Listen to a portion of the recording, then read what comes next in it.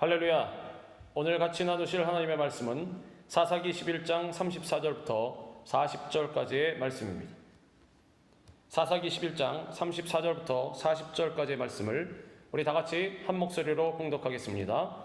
입다가 미스바에 있는 자기 집에 이를 때에 보라, 그의 딸이 소고를 잡고 춤추며 나와서 영접하니 이는 그의 무남 동료라. 입다가 이를 보고 자기 옷을 찢으며 이르되 어찌할꼬 내 딸이여, 너는 나를 참담하게 하는 자요, 너는 나를 괴롭게 하는 자 중에 하나로다. 내가 여호와를 향하여 입을 열었으니 능히 돌이키지 못하리로다 하니, 딸이 그에게 이르되 나의 아버지여, 아버지께서 여호와를 향하여 입을 여셨으니 아버지의 입에서 낸 말씀대로 내게 행하소서. 이는 여호와께서 아버지를 위하여 아버지의 대적 암몬 자손에게 원수를 갚으셨음이니이다 하니라. 또 그의 아버지에게 이르되 이 일만 내게 허락하사 나를 2달만 버려두소서. 내가 내 여자친구들과 산에 가서 나의 처녀로 죽음을 인하여 애곡하겠나이다 하니, 그가 이르되 가라 하고 2달을 기한하고 그를 보내니, 그가 그 여자친구들과 가서 산 위에서 처녀로 죽음을 인하여 애곡하고 2달 만에 그의 아버지에게로 돌아온지라. 그는 자기가 선한 대로 딸에게 행하니 딸이 남자를 알지 못하였더라. 이것이 이스라엘의 관습이 되어 이스라엘의 딸들이 해마다 가서 길르앗 사람 입다의 딸을 위하여 나흘씩 애곡하더라. 아멘. 오늘 이 말씀을 갖고 믿음의 사람이란 제목으로 우리 같이 은혜를 나누겠습니다. 미국에서 막강한 힘을 가진 대표적인 정치적 이익단체 중에서 미국 총기협회라는 것이 있습니다. 이 협회는 1872년 남북전쟁 당시 북군 출신 장교들에 의해 창립된 미국의 대표적인 보수단체입니다. 현재 500여만 명의 회원을 거느리면서 정계에 많은 정치 자금을 대는 이익단체요, 정책 결정에 실질적인 파워를 행사하는 단체입니다. 실례로 81년 레이건 대통령 암살 미수 사건 때 백악관 공보비서 제임스 브래디가 머리에 총탄을 맞아 반신불수가 된 후에 총기 구입 시 총기를 구입하는 이유 명시와 전과 조회 의무화를 규정한 소위 브래디법이 통과됐으나 이 협회의 막강한 로비에 부딪혀 위헌 판결을 받았던 바가 있습니다. 또 2000년 미국 대선 때는 총기 규제에 찬성하는 민주당의 엘고 후보 대신에 총기 휴대 권리를 지지했던 공화당의 조지 부시 후보를 밀어 당선시키기도 했습니다. 지금 미국의 정치에 깊이 관여하는 실세 중의 실세로서 정치인들이 가장 눈치를 많이 보고 무서워하는 단체입니다. 이들은 모든 국민은 총기를 자유롭게 소지함으로써 개인과 가족을 각종 위험으로부터 보호할 권리가 있다고 주장합니다. 그래서 미국은 총기 소지가 자유로운 나라입니다. 단돈 75불 정도면 얼마든지 총기를 구입한다고 합니다. 현재 개인 명의로 등록된 총기 숫자가 2억 7천만 정을 넘겼다고 합니다. 그리고 현재 미국 내 유통되는 총기는 3억 1천만 정이라고 합니다. 이는 3억 3천만 명 정도인 미국 인구와 얼마 차이 안 나는 숫자입니다. 밝혀진 바에 따르면 미국 전체 인구의 47% 정도가 최소한 한 정의 총기를 보유했고, 보유한 총기 중 40%가 정식 루트가 아닌 암시장에서 구입했다고 합니다. 그런데 중요한 것은 지금까지 말한 것이 2013년, 그러니까 지금으로부터 7년 전 통계라는 사실입니다. 지금은 총기 보유 숫자가 훨씬 더 커졌을 것입니다.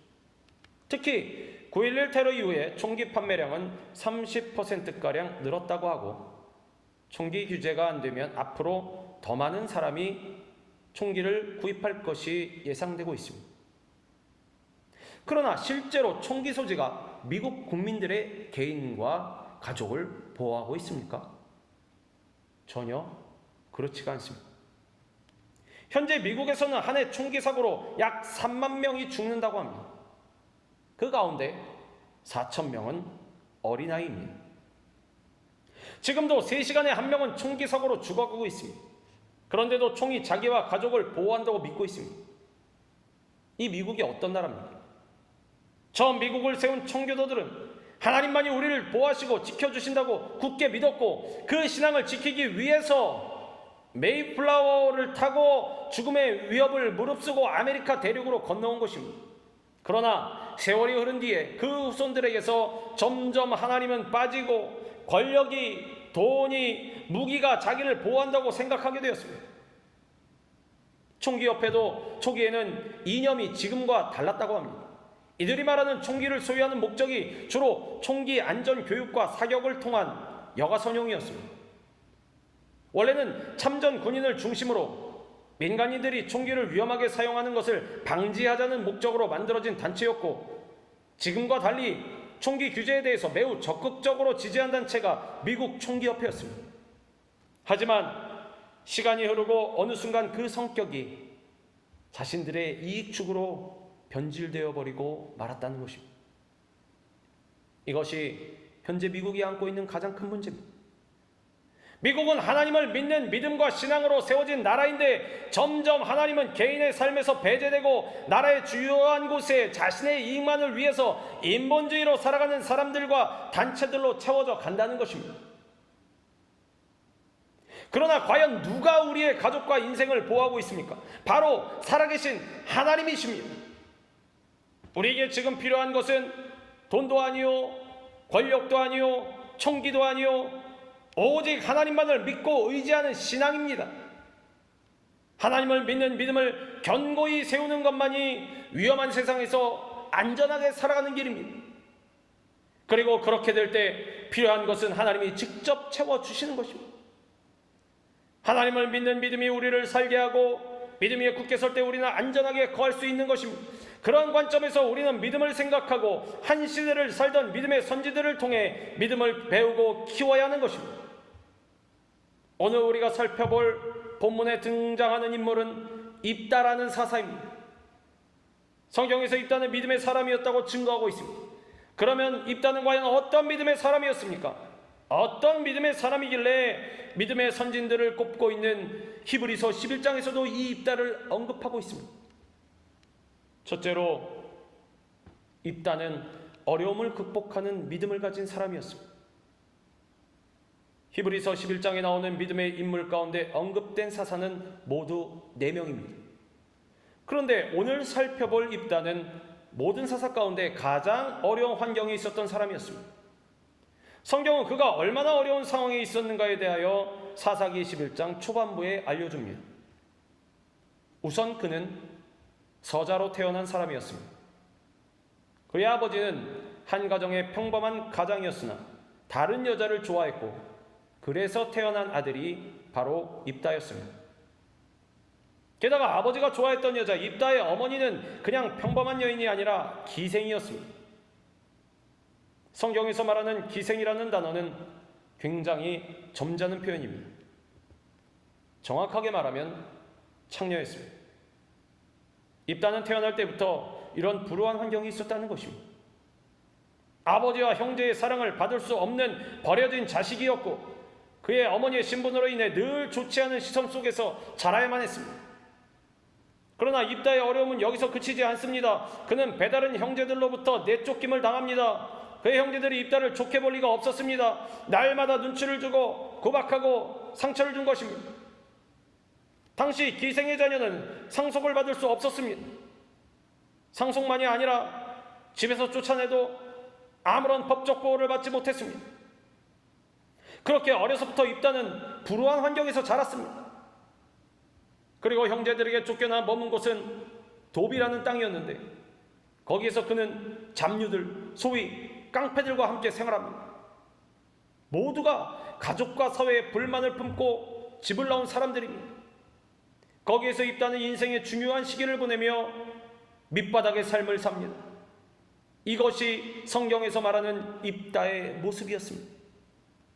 그런데 이런 입다의 마음 깊은 곳에는 여호와 하나님에 대한 신앙이 숨겨져 있었습니다. 입다에게 고향의 백성들을 위해 대적과 싸워달라는 요청이 왔을 때 그는 하나님이 함께 하심으로 승리할 것을 믿었습니다.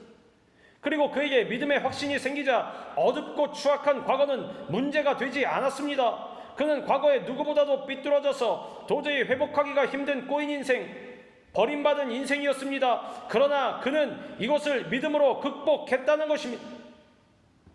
잡류들과 생활한 입다였지만 이쁘지도 않은 고향 사람들을 위해 싸우겠다고 나선 것을 보면 분명히 믿음을 지키고 있었음이 확실합니다. 아무리 팔자와 같은 참담한 운명이라도 하나님을 만나고 하나님을 믿으면 얼마든지 어떤 어려움도 극복할 수 있다는 것을 입다는 유감없이 보여준 것입니다.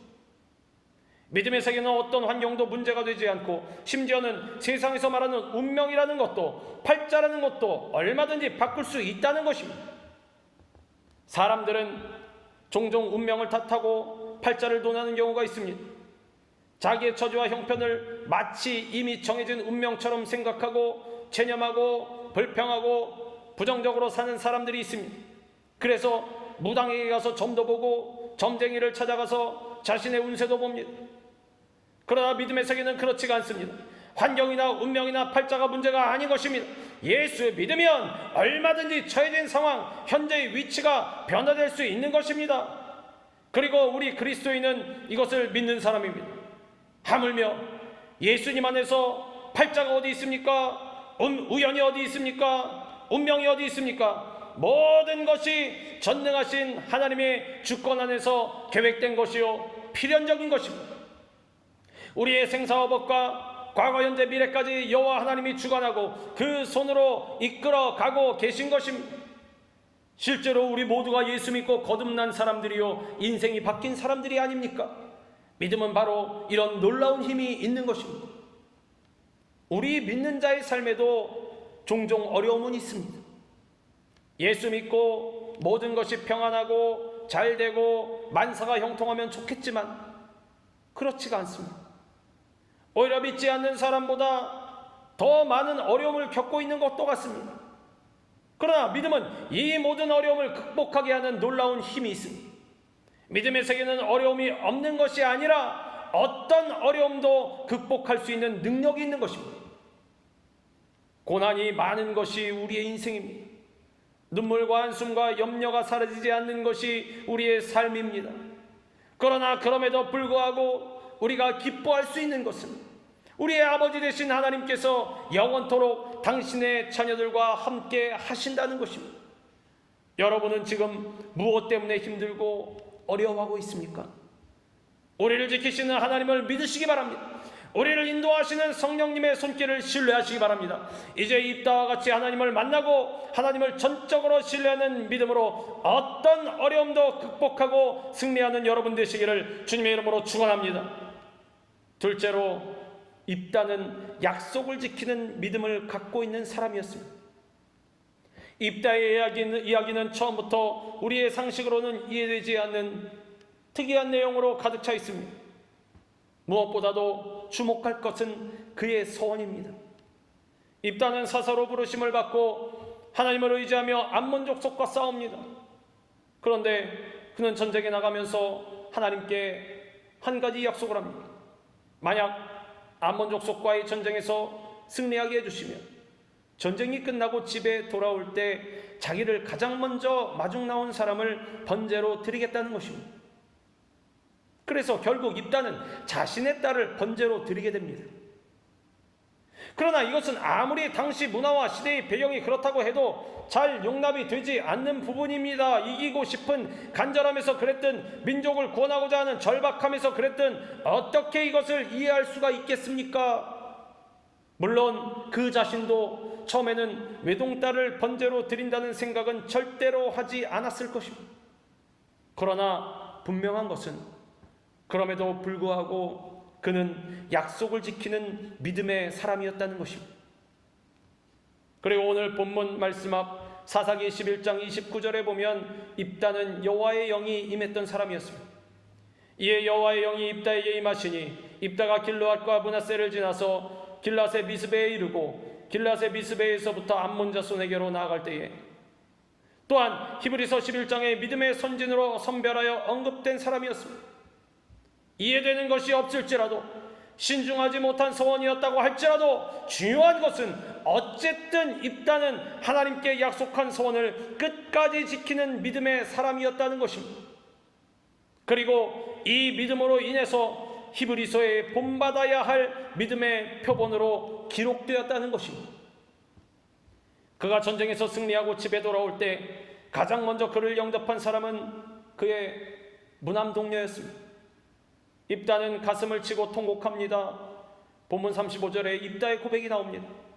입다가 이를 보고 자기 옷을 찢으며 이르되 어찌할꼬 내 딸이여, 너는 나를 참담하게 하는 자요 너는 나를 괴롭게 하는 자 중에 하나로다.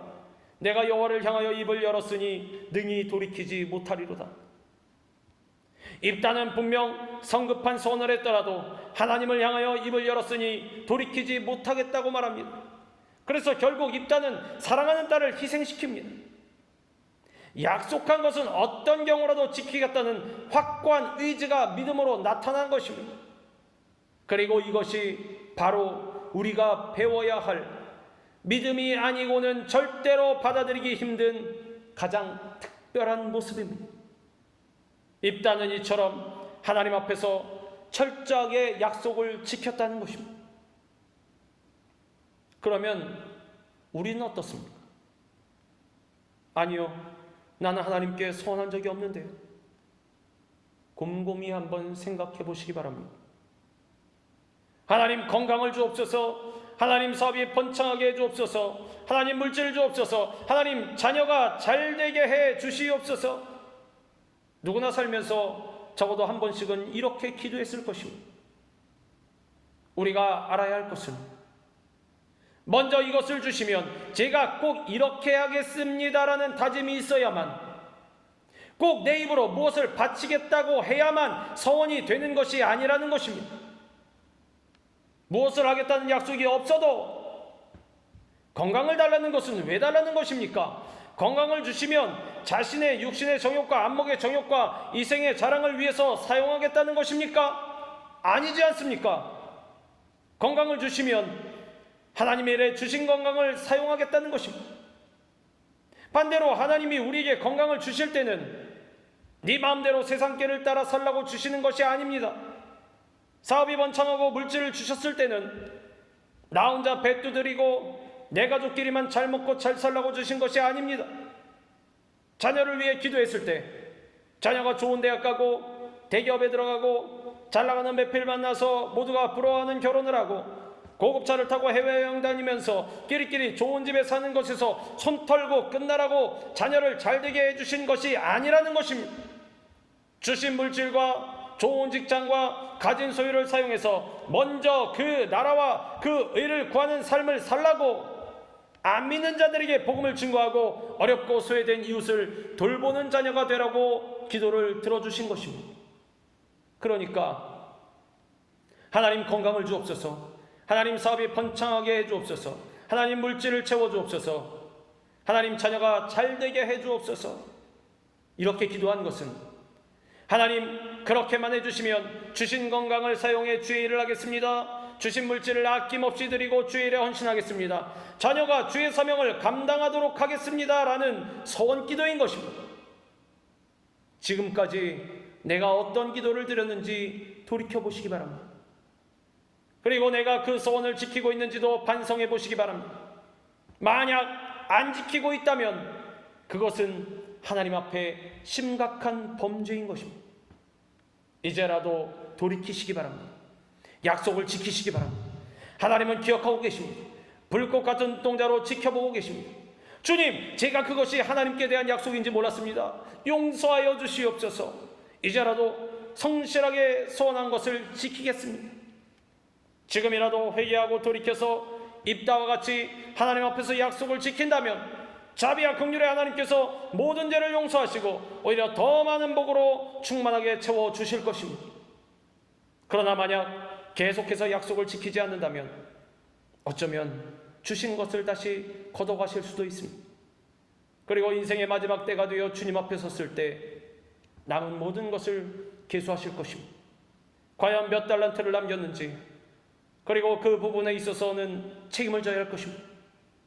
주님의 잔치에 같이 참여할 것인지 아니면 바깥 어두운 데로 쫓겨날 것인지. 믿음의 사람은 사회에서도 약속을 잘 지켜야 하는 사람입니다. 그리고 여기에는 두 가지의 중요한 이유가 있습니다. 하나는 대부분의 사람들이 약속을 소중히 여기지 않기 때문입니다. 점점 사회가 어려워지고 시대가 타락할수록 약속을 지키지 않습니다. 바로 거기에서 마음이 상하고 상처받고 힘들고 어려워지는 것입니다. 약속을 너무도 쉽게 생각하는 것이 인간의 문제요 지금 시대의 모습입니다. 개인은 물론 교회나 공동체나 심지어는 나라까지도 약속이 제대로 지켜지고 있는가 보십시오. 아무리 도장을 찍고 각서를 쓴다 하더라도 잘 지켜지지 않습니다. 이런 시대를 살기에 믿는 자는 약속을 잘 지켜야 하는 것입니다. 어린아이에게 한 작은 약속도 지키고 사람 사이에 중요한 약속도 잘 지켜야 하는 것입니다. 우리 믿는 자가 약속을 잘 지켜야 할 두 번째 이유는 우리가 믿는 하나님은 약속을 신실하게 지키시는 분이기 때문입니다. 성경의 하나님은 한마디로 약속을 지키는 분이십니다. 언약의 하나님이십니다. 처음부터 지금까지 하나님은 끊임없이 약속을 하셨고 약속을 반드시 지키셨습니다. 어쩌면 성경이 두껍고 긴 이유는 약속이 이루어진 것을 증명하기 위함이라고도 볼 수 있습니다. 성경을 구약과 신약으로 부르는 이유도 여기에 있습니다. 바로 약속의 책이라는 것입니다. 사람들이 약속을 지키지 않는 데에는 이유가 있습니다. 단순히 잊어버리는 경우도 있고 약속할 때와 그것을 이행해야 할 때의 마음이 달라져 지키지 못하는 때도 있습니다. 혹은 마음은 있어도 그것을 이행할 능력이 없는 때도 있습니다. 그러나 우리 하나님은 그렇지 않으십니다.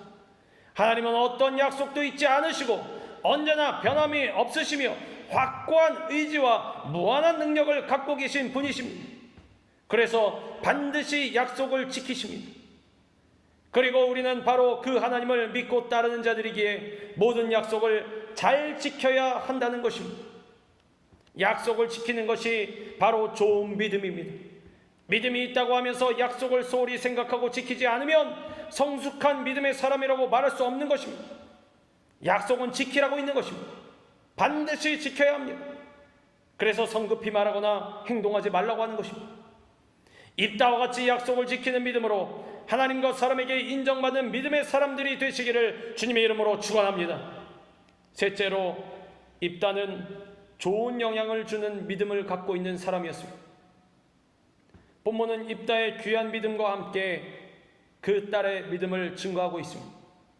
입다가 자기 딸을 바치려고 결단을 내릴 때 딸은 괴로워하는 아버지를 향해 이렇게 고백합니다. 본문 36절입니다. 딸이 그에게 이르되 나의 아버지여, 아버지께서 여호와를 향하여 입을 여셨으니 아버지의 입에서 낸 말씀대로 내게 행하소서.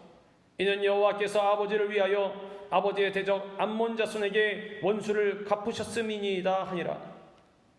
외동딸을 죽이는 아버지도 대단하지만 그렇다고 죽는 딸은 더 용감합니다.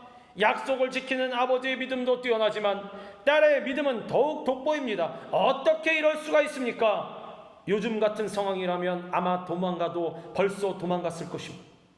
미친 아버지라고 경찰에 고발했을 것입니다. 게다가 당시 입다의 딸도 얼마든지 할 말이 많았을 것입니다. 아버지의 성급한 약속에 나는 동의한 적이 없는데 왜 내가 희생되어야 하는지, 사람을 번제로 드리는 일이 타당한 것인지, 아무리 약속을 했어도 이삭의 경우처럼 하나님이 먼저 그렇게 하라고 하신 것도 아닌데 실현한 것을 지키는 것이 신앙과 도덕과 윤리에 맞는 일인지 조목조목 따질 수 있었을 것입니다.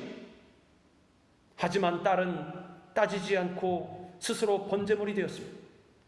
그야말로 사고는 아버지가 치고 수습은 딸이 한 것입니다. 딸은 아버지에게 죽기 전에 2달의 시간을 달라고 했습니다. 친구들과 같이 시간을 갖겠다는 것입니다. 아마도 입다는 혹시 딸이 도망가지 않을까라는 생각을 했을 수도 있고, 아니면 아예 자기가 어떻게 할 수 없도록 멀리 도망가기를 바랬을 수도 있습니다. 그러나 딸은 정확히 약속한 날짜에 죽음의 자리로 돌아왔습니다. 아버지도 뛰어난 믿음의 사람이었지만 스스로 죽음을 선택한 딸은 더 훌륭한 믿음의 사람이었다고 볼 수 있는 것입니다. 그리고 그 결과로 이스라엘의 젊은 여인들은 해마다 입다의 딸을 위하여 나흘씩 애곡하였다는 것입니다. 그렇다면 생각해 보십시오. 어떻게 이런 일이 가능했겠습니까? 그것은 한마디로 딸이 아버지로부터 좋은 영향을 받았기 때문일 것입니다. 딸은 지금까지 살면서 아버지 옆에서 많은 것을 보고 들었을 것입니다. 아버지가 어떻게 하나님을 예배하는지, 어떻게 하나님께 순종하는지, 그리고 결국 그것이 딸의 인생과 신앙을 만드는데 결정적인 영향을 주었을 것입니다. 딸이 어디서 믿음을 생각하고 알았겠습니까? 딸이 어디에서 하나님을 알았고 자존감과 순종을 배웠겠습니까? 어디에서 약속은 반드시 지켜야 한다는 소신을 갖게 되었겠습니까? 그녀의 가정, 부모로부터일 것입니다. 딸은 자라면서 가정에서, 삶에서 좋은 영향을 받았을 것입니다. 당장 육신은 죽어도 결국 다시 산다는 하나님의 말씀, 진리의 말씀, 놀라운 신앙을 부모에게서 배웠을 것입니다. 그 믿음으로 딸이 순종한 것입니다. 이런 순종은 억지로 할 수도 없고 더군다나 마음에도 없는데 할 수 있는 순종이 아닙니다. 아버지가 하나님께 순종하듯 자신도 믿음으로 순종한 것입니다. 이삭도 마찬가지입니다. 아브라함의 순종의 믿음도 뛰어나지만 이삭의 순종이 더 뛰어납니다. 아버지가 하나님께 순종하듯 아들이 순종하는 모습을 보시기 바랍니다. 어디서 이런 믿음이 가능합니까? 아들은 아버지에게서 좋은 믿음의 영향을 받은 것입니다. 그래서 믿음의 대가 이어진 것입니다. 사람은 누군가의 영향을 받게 되어 있습니다. 좋은 영향을 받으면 좋은 사람이 되고 좋은 신앙인이 됩니다. 하지만 좋지 않은 영향을 받으면 자신의 삶은 물론 여러 사람을 힘들게 합니다. 그래서 우리는 좋은 영향을 받아야 하는 것입니다.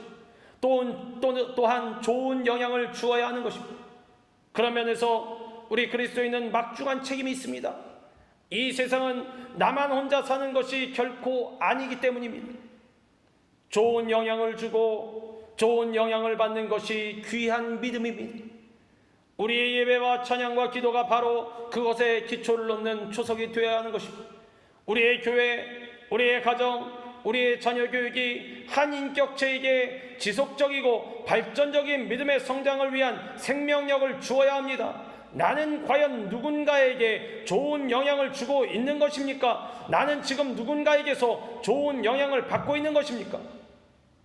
우리가 살펴본 입다의 믿음은 어려움을 극복하는 믿음, 약속을 지키는 믿음, 그리고 좋은 영향을 주는 믿음입니다. 하나님은 오늘 믿음의 사람들을 찾고 계십니다. 예수님도 믿음의 사람들에게 관심을 두셨습니다. 오늘 주신 말씀을 마음에 새기고 승리의 길을 향해 흔들리지 않는 믿음을 갖고 힘있게 출발하는 우리 모두가 되기를 주님의 이름으로 축원합니다. 기도하겠습니다. 사랑과 은혜가 무한하신 하나님 아버지 감사합니다. 믿음은 바라는 것들의 실상이요 보지 못하는 것들의 증거라고 하셨사오니 입다와 같은 믿음으로 어려움을 극복하고 그리스도의 성품을 닮아 승리의 삶을 살아가는 우리 모두가 되게 하여 주시옵소서. 예수 그리스도의 이름으로 감사하며 기도드리옵나이다. 아멘.